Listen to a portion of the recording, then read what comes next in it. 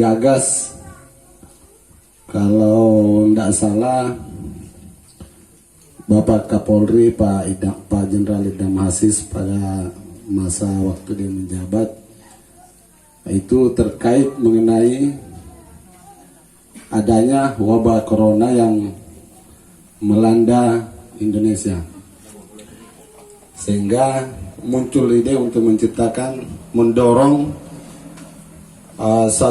beberapa desa atau beberapa kampung untuk menciptakan suatu gagasan, menciptakan satu kampung untuk bisa mengkolaborasikan bagaimana terkait penanganan adanya wabah corona.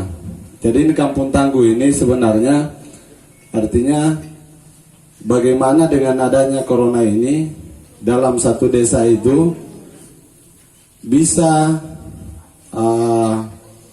seluruh masyarakat itu bisa mengambil sisi positif dengan adanya corona itu, dengan menciptakan suatu gagasan yang terkolaborasi baik tentang penanganan corona, sehingga dalam satu desa itu minimal bisa menekan angka masyarakat yang terkonfirmasi penyakit corona. Jadi di sini yang paling ditekankan di sini artinya bagaimana peran serta masyarakat di desa itu, bagaimana peran serta masyarakat di desa itu bahu-membahu sehingga tidak terlalu terpengaruh kalau untuk di desa. Kenapa?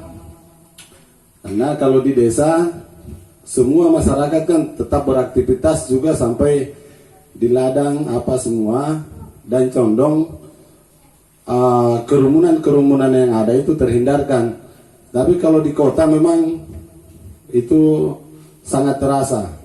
Artinya mungkin contoh tukang ojek yang sehari-harinya itu mangkal di pangkalan ojek itu, yang kesehariannya itu bisa mendapatkan pangan berupa beras mungkin ketika mendapatkan penumpang. Tetapi dengan adanya wabah corona ini sehingga timbul pembatasan-pembatasan itu membuat dia tidak bisa melakukan hal itu. Nah, syukur kita di desa di Kabupaten Konsel ini, khususnya di desa Sembung Mulia ini, hal-hal itu sebenarnya tidak terlalu berdampak ke kita. Nah, tetapi dengan adanya hal seperti itu, program dari pusat, khususnya dari kepolisian itu condong ingin menciptakan satu desa itu, yang menciptakan ide-ide bagaimana caranya sehingga dalam satu desa itu ada hal yang terkolaborasi sehingga bisa menjadi contoh di tempat-tempat lain. Ini sebelum pertemuan ini 2 hari yang lalu itu Bapak Kapolres kan ada di Polsek Andolo. Saya sempat menyampaikan karena memang dia mendorong di tiap-tiap polsek itu menciptakan minimal 2 desa yang bisa diangkat dipresentasi sampai di Mabes Polri di sana, mendorong minimal dalam satu polsek itu 2 yang bisa ditampilkan ke sana supaya mendapat apresiasi. Tapi kalau mengenai apresiasi itu kan soal kedua. Yang terpenting di sini kita lihat apa asas manfaatnya. Asas manfaat yang paling utama saya lihat secara umum di sini ini kan tentang bagaimana dengan adanya corona ini kita bisa lebih mengenai hubungan baik kemasyarakatan maupun hubungan sosial itu lebih terjalin kembali. Artinya lebih tertata, terorganisir, sehingga mungkin pasca setelah adanya corona ini kita lebih kembangkan, kita tingkatkan lagi dan mendapatkan nilai positif di suatu desa. Jadi di sini yang condong diangkat sebenarnya tentang Kampung Tangguh ini, kalau kalau apa yang muncul di sini kalau apa yang muncul di layar ini kan konsep, tetapi di sini ini satu konsep yang diambil di daerah Jawa. Nah, kita di sini ingin sebenarnya ini formulasikan ini sesuai dengan karakteristik yang ada khususnya di wilayah Desa Asimbung Mulia di sini. Bahwa di sini yang condong ditampilkan itu kan bagaimana ketika tiba-tiba pemerintah pusat atau pemerintah pusat sampai ke tingkat kabupaten itu mengambil suatu kebijakan untuk melakukan pembatasan itu, condong kita tidak perlu kaget lagi. Kenapa? Karena di kita sudah siap, baik dari sisi pangan, baik dari sisi apapun juga di situ kita sudah siap. Ini sebenarnya kita ingin ada suatu simulasi bagaimana hal itu bisa kita tampilkan dalam bentuk bagaimana mendorong peran serta masyarakat itu supaya muncul itu. Makanya waktu saya sampaikan ke Pak Kapolres bahwa di Desa Asimbung Mulia di sana mungkin bisa saya komunikasikan dengan kepala desa untuk mendorong ini. Dia menyampaikan bahwa bagaimana itu kira-kira masyarakat di sana seperti apa menerima ketika ini kita tawarkan. Saya pada saat itu memang saya melihat memang potensi di Desa Asimbung ini baik dari sisi kegotong royongan maupun sampai tingkat yang terkecil kan masih condong gampang kita untuk kita mendorong itu. Bagaimana kita menumbuhkan kembali rasa kegotong royongan yang kalau kita lihat secara umum sepertinya kan kita lebih condong mengharap bantuan pemerintah. Tapi kalau kita di Asimbung Mulia ini kan kita masih untuk kegotong royongan kan kita masih tumbuh lah, masih tumbuh. Makanya Pak Kapolsek lebih mendorong Asimbung Mulia ini untuk bisa ditampilkan. Kita berharap mudah-mudahan dengan apa yang kita rencanakan ini bisa membawa Asimbung Mulia sehingga sampai dikenal di tingkat kabupaten, ke provinsi, sampai ke Jakarta sana. Karena kalau hal itu sampai terjadi artinya secara otomatis itu akan membuat kebanggaan buat kita sendiri, termasuk saya khususnya. Kebetulan karena saya tinggal di Desa Asimbung Mulia. Jadi ini sebenarnya yang menginisiasi sehingga kita menampilkan ini Desa Asimbung Mulia. 16 desa di Kecamatan Bukit. Kenapa Desa Asimbung Mulia? Karena ini sebenarnya artinya Asimbung Mulia lebih sudah komplit sebenarnya untuk bisa ditampilkan, bisa ditata baik dari sisi apapun juga.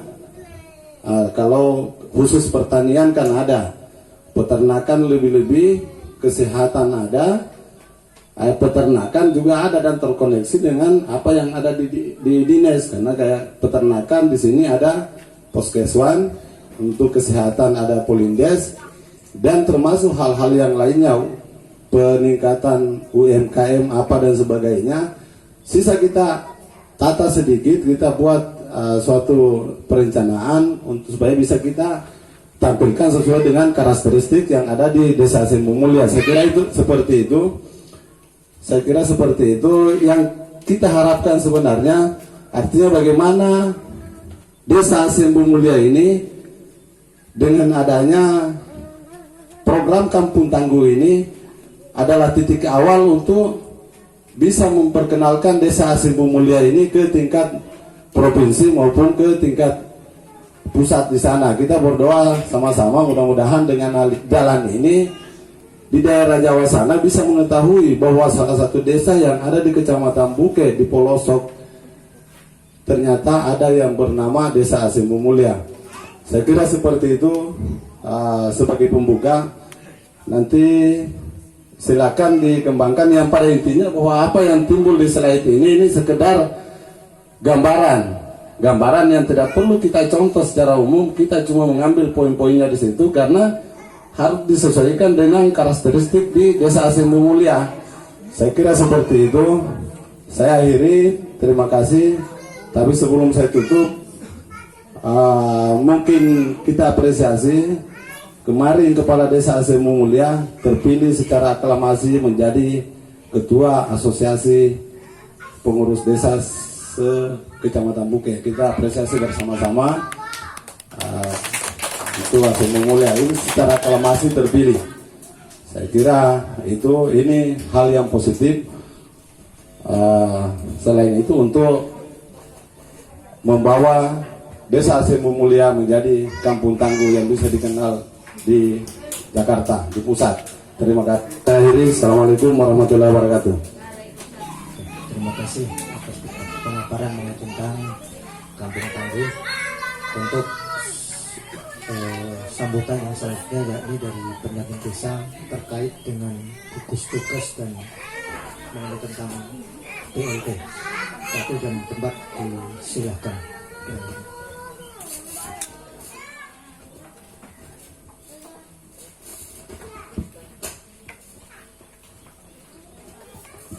Terima kasih. Assalamualaikum warahmatullahi wabarakatuh. Yang saya hormati Bapak Kepala Desa Asembu Mulia beserta jajarannya. Yang saya hormati Bapak Kanit Reskrim Polsek Kandolo. Saya hormati BPD serta anggotanya, rekan-rekan pendamping yang sempat hadir. Jadi pertemuan kita ini untuk membahas pertama tadi yang disampaikan Kepala Desa itu BLT ya, BLT dan COVID ya Pak Desa. Ya jadi kemarin sudah ada surat edaran Kementerian Keuangan tentang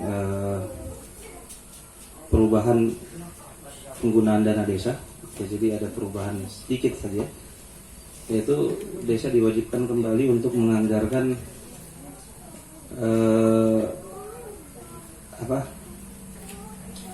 anggaran untuk penanganan COVID. Ya, diminimalkan minimal 8% dari anggaran yang ada. Nah, kalau untuk penanganan COVID dan untuk BLT sesuai peraturan Menteri Keuangan nomor 222 kemarin, syaratnya agak simpel ya, syaratnya cuma 3. Yang pertama miskin, berdomisili di tempat dan mempunyai penyakit kronis. Cukup simpel 3 saja. Tapi miskin itu ada penjabarannya lagi. Miskin itu ada 14 kriteria yang kemarin ya.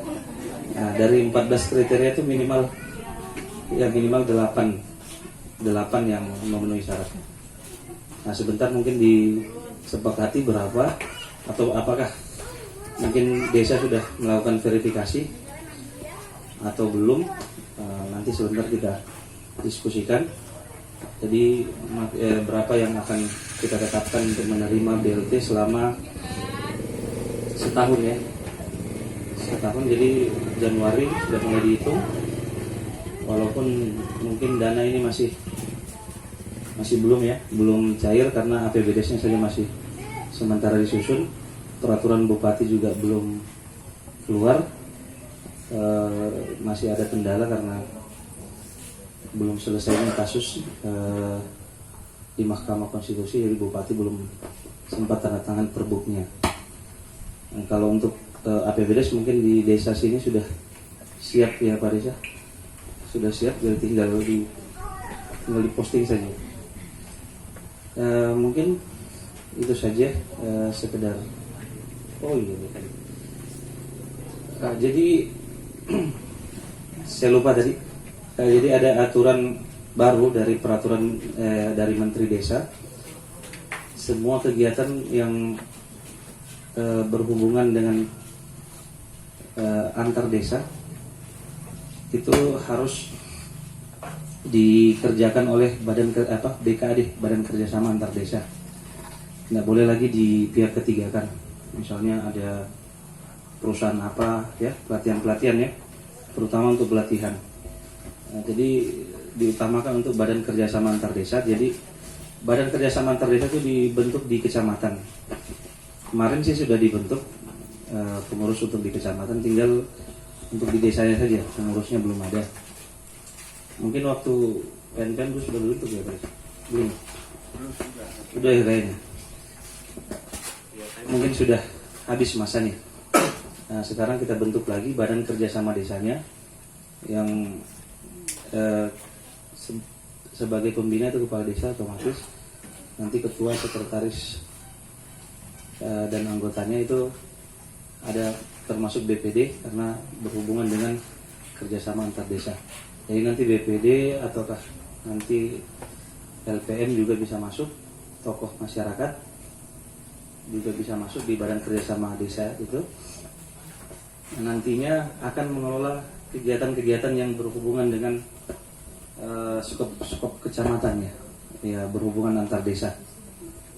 Misalnya pelatihan-pelatihan yang mungkin semua dianggarkan oleh desa, bukan hanya desa Asembo yang menganggarkan, mungkin semua desa di kecamatan Buke ini menganggarkan. Nah, tugas dari BKD tadi dan BKAD, ya itu untuk menyusun anggaran dan menjadi panitia pelatihannya dan untuk menyusun laporan pertanggungjawabannya juga. Nah, mungkin nanti anggota-anggotanya tadi menjadi Pokja ya, Pokja yang akan dibentuk di kecamatan nantinya. Nanti kita akan adakan pertemuan semua BKD desa. Kemarin baru badan kerjasama antar desanya, pengurus kecamatannya yang ada, tapi belum dibentuk Pokjanya. Nah, Pokja ini dari badan kerja dari anggota-anggota yang ada di desa. Nanti dibentuk. Mungkin itu saja. Apa nih? Surat. Oke. Oh iya, surat kemarin. Untuk COVID tadi saya sudah sempat sampaikan juga. Anggarannya kan di minimal 8% Pak Desa dari anggaran total DB. Kalau di sini 600 juta, jadi sekitar apa tuh? 40 juta. Itu anggaran untuk penanganan COVID. Sebentar kita mungkin sepakati bersama apa yang akan dilakukan, apa yang akan dianggarkan untuk penanganan COVID tadi. Rambu-rambunya sih sudah ada. Apa-apa saja yang bisa dianggarkan untuk penanganan COVID tadi. Jadi sekitar 60 juta itu banyak. Jadi itu otomatis mengurangi lagi anggaran yang ada. Untung di sini sudah belum penetapan APBDes. Kalau di kabupaten lain, bahkan di provinsi lain itu sudah cair. Dan mereka harus membuat lagi APBDes perubahan. Kalau kita belum. Untungnya mungkin terlambat juga ada hikmahnya. Ya, mungkin itu saja. Nanti berkembang di diskusi atau ada tambahan nanti dari Pak Desa. Wabillahi taufiq wal hidayah. Assalamualaikum warahmatullahi wabarakatuh.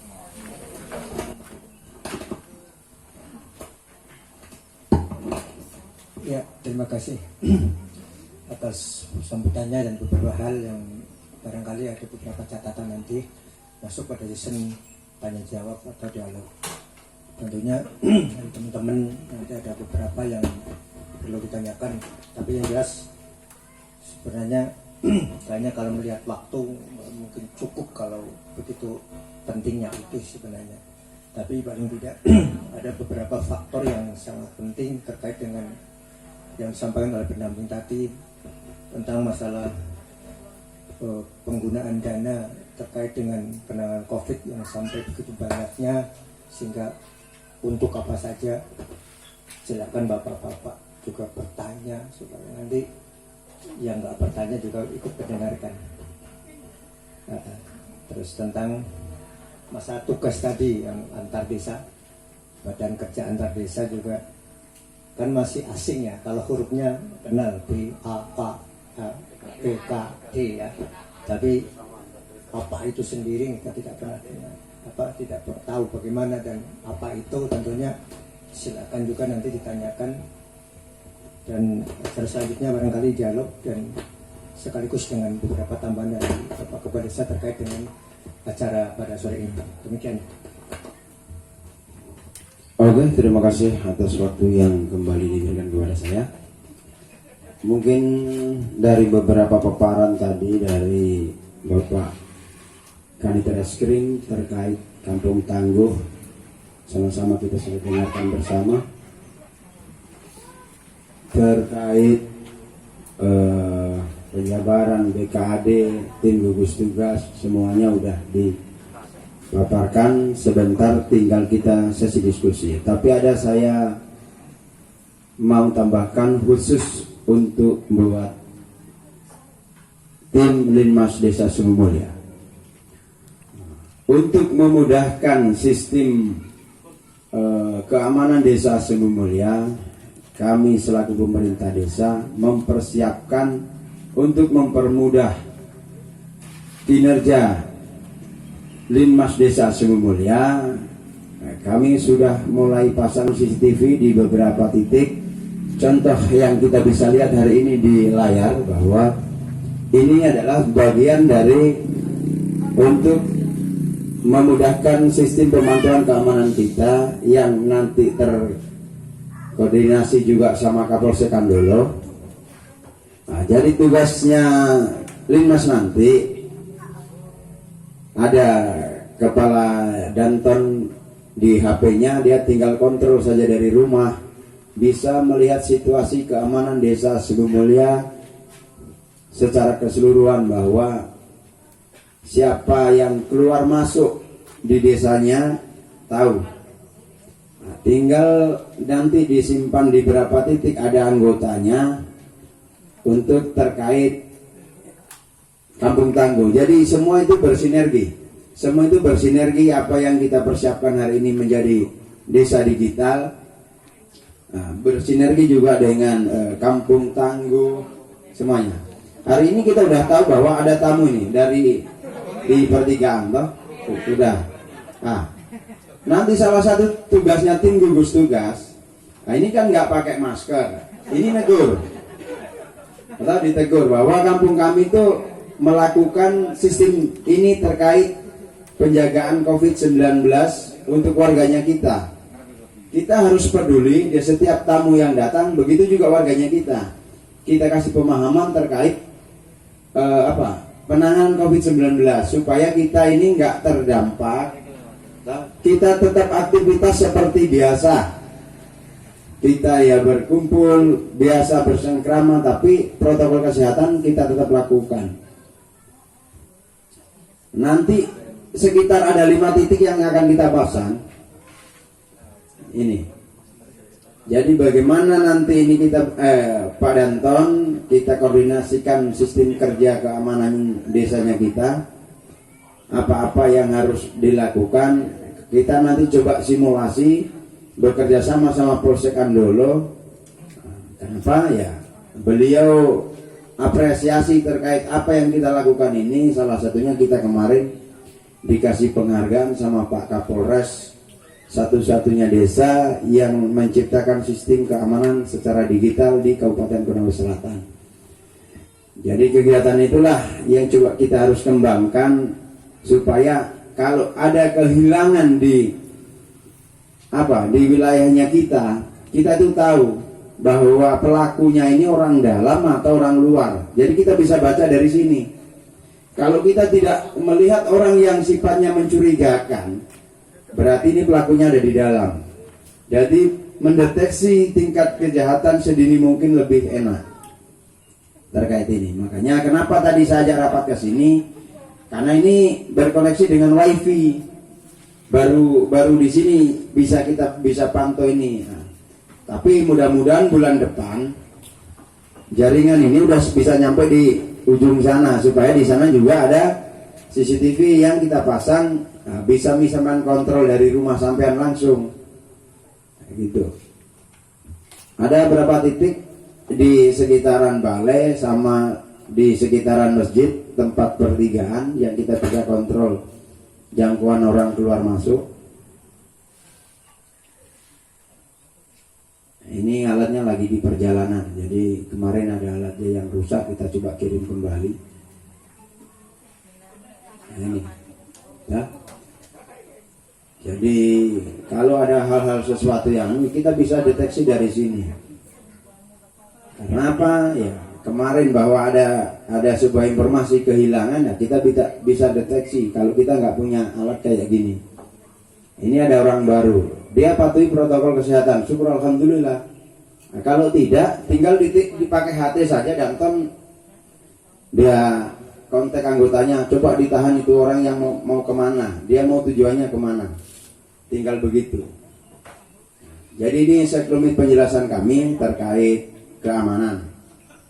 Nah, kita menginjak ke session selanjutnya terkait 8% dana desa tadi digunakan untuk penanganan COVID.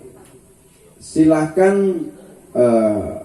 Bapak Ibu peserta menanyakan kira-kira kegunaannya untuk apa saja. Ini juknis dari sana ya? Ada juknis juga dari sana, kira-kira bisa digunakan untuk apa penanganan COVID itu yang 8%? Sama. Maksudnya kita apa ya, nyambung dengan kampung tangguh tadi itu. Sama yang kemarin ada bisa buat pos ini ya, pos jaga Untuk pos jaga COVID. Itu penanganan pandemi COVID-19 dilakukan melalui pos komando, posko penanganan pandemi COVID-19 di tingkat desa atau pos jaga di desa. Ini masuk di poin 2. Nah, kalau pos ini kita buat, kita untuk memudahkan kontrol orang keluar masuk warganya kita atau orang luar yang masuk ke wilayahnya kita. Satu misal dia mau berkunjung, ditanya mau berkunjung ke rumahnya Pak Sekdes, mau berobat. Nah, sedini mungkin kita tekankan protokol kesehatannya digunakan. Itu secara pencegahannya, itu bagian dari konsep kampung tangguh tadi. Siapa yang bertugas di situ adalah tim gugus tugas desa. Itu yang nanti kita SK-kan bahwa ini kerjanya, supaya terkoneksi juga dengan kampung tangguh tadi itu. Keamanannya kita dapat, kesehatan dari warganya kita yang supaya tidak terpapar juga oleh virus 19. Nah, ya mungkin itu sedikit yang bisa sampaikan, tapi ada satu penekanan terkait mulai penanganan ini. Para kepala dusun sudah harus intens bagaimana menggerakkan warganya untuk berbakti di mulai lingkungannya masing-masing. Kita mulai pantau dalam 1 minggu ini supaya ada progres kita persiapan kampung tangguh. Saya lihat banyak yang rimbun jalan-jalan semuanya. Ada juga program dari Babim Kantipmas yang coba dicanangkan terkait Sabtu bersih, agendanya kayak apa, sebentar Pak Kanit menambahkan. Tapi terkait persiapan ini saya menekankan untuk para kepala dusun untuk segera memerintahkan warganya untuk bersih-bersih lingkungan untuk persiapan kampung tangguh kita. Mungkin hanya itu untuk sesi pembuka. Silakan kita di sesi tanya jawab, siapa tahu ada yang dipertanyakan terkait ini, monggo.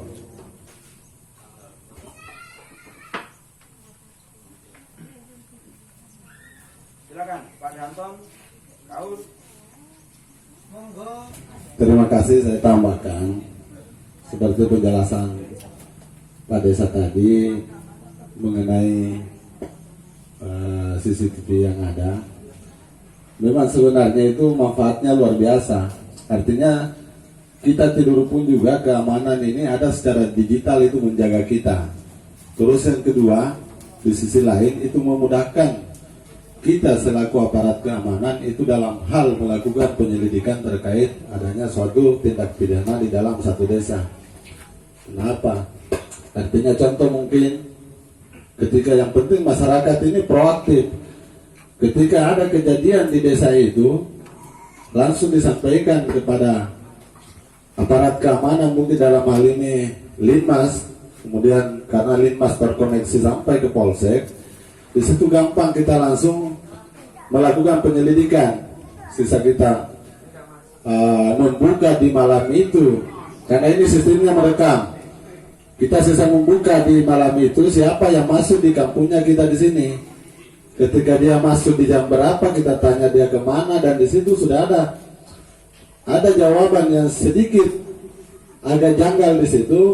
Di situ kita bisa mengejar dia. Kenapa? Karena karakter pelaku tindak pidana yang terjadi yang selama ini yang kita dapatkan itu condong tidak mengakui apa yang dia lakukan. Tetapi kalau dengan kekuatan bukti-bukti yang kita miliki, itu tidak akan digunakan itu tentang pengakuannya. Tidak perlu kita mengejar dia mengaku atau tidak. Yang penting ada bukti bahwa betul dia masuk, dia sembuh. Kalau dia katakan tujuannya ke rumahnya si A, dan ternyata kita telusuri ke rumahnya si A, ternyata dia tidak ada di rumahnya si A, berarti di situ itu sudah bisa kita katakan patut diduga. Ini kita membaca dari situ. Terus yang kedua, CCTV yang ada ini bisa kita jadikan suatu alat bukti untuk membuktikan tentang apa yang kita sangkakan ke orang tersebut ketika ini masuk ke ranah peradilan. Nah, ini sebenarnya kenapa Bapak Kapolres itu sangat mengapresiasi hal ini, karena ini kita mengikuti perkembangan zaman. Bahwa perkembangan zaman yang ada saat ini, bahwa kejahatan semakin canggih dan semakin terstruktur, kita tidak boleh kalah tentang hal itu. Makanya Bapak Kapolres itu sangat mengapresiasi tentang adanya satu desa di sini, khususnya Sendu Mulia ini, yang bisa menciptakan sistem keamanan secara modern. Artinya tidak perlu lagi kita mungkin ibarat kayak ronda tiap malam, sisa kita kontrol dari di balik layar di situ itu apa yang terjadi tentang ini. Kalaupun kita tidur itu dia akan berjalan terus menjaga karena dia sifatnya merekam. Terus yang kedua, ini pun juga kalau seandainya sampai di luar sana saya pastikan untuk pelaku-pelaku kejahatan yang akan masuk di desa Sendu Mulia, dia akan berpikir 5 kali untuk masuk. Kenapa? Karena dia pastikan di sana sistem keamanannya itu terjaga. Jadi walaupun mungkin dilihat di pos ronda ini, dia akan berpikir untuk masuk. Asalkan masyarakat ketika ada sesuatu kejadian di desa itu cepat menyampaikan kepada aparat keamanan, dalam hal ini Linmas yang ada di desa, supaya cepat kita ambil langkah-langkah, minimal kita menelusuri, membuka itu. Terus yang kedua yang ditambahkan dari Pak Desa terkait mungkin program Sabtu Bersih, ini kaitan untuk menyongsong tentang Kampung Tangguh. Dan terus yang kedua, ini juga sebenarnya program ini kan jauh sebelum ada corona maupun apapun juga, ini kan sudah berjalan sebenarnya. Sisa ditumbuhkan kembali. Kenapa? Kalau sekarang ini kita condong mengharap, taruhlah mungkin kita untuk condong mengharap bagaimana pemerintah desa itu menganggarkan dana desa untuk melakukan perbaikan jalan, saya pastikan itu sama halnya kita membuang garam di tengah laut. Kenapa? Yang paling pokok di sini ini bagaimana kita merawat yang sekarang ini sudah ada. Karena kalau kita membangun pun juga sekarang tanpa kita rawat, paling lama itu 1 tahun 2 tahun itu sudah kembali seperti sedia kala. Tetapi ketika kita kembangkan itu gotong royong bagaimana merawat jalan yang sudah ada ini, saya pastikan apa yang ada ini akan awet kita nikmati sama-sama. Kenapa? Kadang-kadang khusus untuk pekerjaan mungkin 5 menit, karena ada saluran terhambat atau tersumbat mungkin, tetapi itu bisa merusak itu puluhan meter, yang dampaknya kita akan rasakan sendiri. Setelah itu kita mengeluh sama pemerintah desa untuk memperbaiki. Sementara ketika sedini mungkin kita antisipasi, itu minimal meminimalisir tentang anggaran yang akan diserap ke situ. Saya pernah tinggal di Desa Pudurian. Saya pernah mencanangkan itu di sana. Di sana waktu itu saya katakan Jumat bersih. Tetapi kalau program Babin mungkin yang ada sekarang di-SK-kan untuk di Desa Sembung Mulia ini katakan Sabtu bersih, sebenarnya itu bagus. Dan saya pastikan kalau Sabtu saya akan hadir. Mungkin kita pakai sistem ini saja. Kalau sekiranya mungkin para kepala dusun yang ada di Asin Pemulia ini menerima, kita luangkan waktu di hari Sabtu itu untuk bagaimana kita bergerak berjalan, menyisir jalan, taruhlah jalan protokol, mungkin jalan poros, kita sisir, kita membawa peralatan apa yang ada atau apa yang dibutuhkan tentang jalan tersebut. Terus setelah kita temukan ada yang harus kita kerjakan saat itu. Dan perlu kita mengejar banyak kuantitasnya, kita cukup mengejar kualitas. Kalau cuma 1 meter, tetapi kita lakukan berlanjut secara berkesinambungan, saya pastikan tanpa kita mengharap dana desa untuk memperbaiki jalan yang ada, saya pastikan itu minimal kita bisa merasakan dampak apa yang telah kita lakukan. Banyak yang saya lihat, contoh mungkin ada salah satu di sudut persimpangan jalan itu, yang kadang-kadang salurannya tersumbat. Tetapi saya pribadi pun juga kalau lewat untuk memarkir kendaraan, mengangkat itu contoh kita tidak lakukan. Tetapi kalau 1 minggu itu kita luangkan waktu barang 1-2 jam untuk kita lakukan itu, saya pastikan jalan poros sampai ke kebun-kebun di atas sana itu saya pastikan itu bisa kita bersihkan. Yang perlu mungkin untuk kita semprot, ya sisa kita ngangkat tangki semprot yang ada di rumahnya kita isi 1 tutup tangki, kita jalan sama-sama. Jadi dia sistemnya tidak perlu lagi kita membuangkan kepada pemerintah desa untuk membeli racun. Sisa kita tuangkan 1 begitu kan, saya pastikan kita semua ini kan memiliki itu. Memiliki itu, ini kaitan terkoneksi dengan apa yang kita katakan tadi, kampung tangguh. Minimal kita menumbuhkan itu gotong royong, minimal kita menumbuhkan itu bahwa kita masyarakat desa Asin Pemulia merasa memiliki tentang wilayah, tentang Desa Asin Pemulia ini. Artinya kita bangga bahwa kita ini tinggal di Desa Asin Pemulia. Saya kira itu sekedar tambahan dari saya. Sisa bagaimana mungkin kita mengkomunikasikan dengan para kepala dusun supaya apa yang menjadi program terkait mungkin Sabtu bersih kita bisa berjalan. Kapan kita mulai? Saya 100% siap. Terima kasih.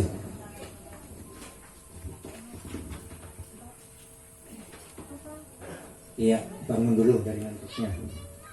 Mengingat waktu yang sangat sedikit sekali, sebelum kami akhiri ada beberapa pertanyaan barangkali yang kami tujukan ke Bapak pendamping terkait dengan penanggulangan tentang COVID.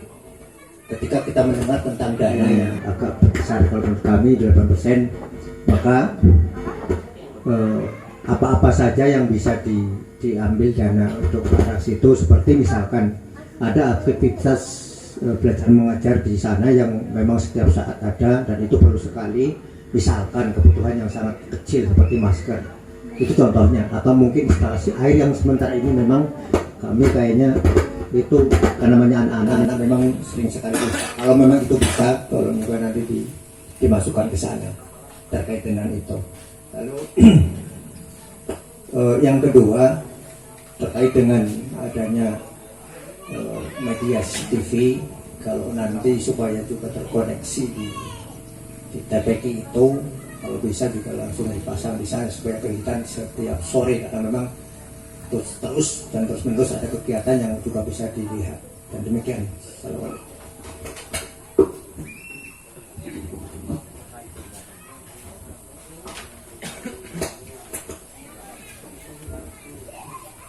terima kasih. Jadi tadi Pak Sekdes menanyakan apa-apa saja sih kegiatan untuk penanganan COVID tadi. Saya rasa kita sudah pengalaman ya tahun kemarin 2020. Petunjuk-petunjuk itu sudah jelas, sudah ada. Ya kalau untuk tadi yang dipertanyakan oleh Pak Sekdes itu sudah jelas bisa Pak ya. Ya tinggal yang ditulis atau dianggarkan berapa yang dibutuhkan, nanti diajukan ke desa. Ya nanti desa yang akumulasi untuk membuat rekapan dananya, ya, cukup atau tidaknya. Mungkin itu saja. Ya saya rasa bisa. Kalau untuk pengadaan masker untuk anak-anak ya saat belajar mengajar, itu sangat penting karena ya, jadi protokol kesehatan itu diaktifkan kembali. Yang tadi juga disinggung Pak Desa masalah tentang pembentukan tim gugus tugas ya untuk penanganan COVID kembali diaktifkan. Saya rasa yang kemarin SK-nya sudah ada, tinggal diperbarui saja Pak Desa. Dan kemarin mungkin ada bisa dimasukkan untuk dana-dana misalnya pengganti transportnya untuk tim-tim COVID tadi. Kalau misalnya ada kegiatan-kegiatan, kegiatan misalnya penyuluhan ke warga-warga kan bisa dianggarkan dari anggaran 8% tadi. Ya. Jadi mungkin itu saja. Nanti sudah hampir maghrib ya. Mungkin itu saja. Assalamualaikum warahmatullahi wabarakatuh. Ya, kemudian acara pada sore hari ini ada beberapa informasi yang bisa kita ambil. Namun sebelum kami akhiri, untuk kepala dusun dipatuh dengan para RT-nya terkait dengan kriteria BLT, silakan juga format-formatnya ya, atau mungkin data-data yang perlu disampaikan tentang apa, dan seperti tiga kriteria tadi silakan. Mungkin kalau memang perlu kurang jelas silakan langsung saja nanti pertanyakan. Oke, demikian saja dan terima kasih atas peran serta kita semuanya, mudah-mudahan bermanfaat untuk kita semuanya. Demikian, kurang dan lebihnya mohon maaf yang sebesar-besarnya. Wallahu taufiq. Assalamualaikum warahmatullahi wabarakatuh. Silakan donatnya dimakan.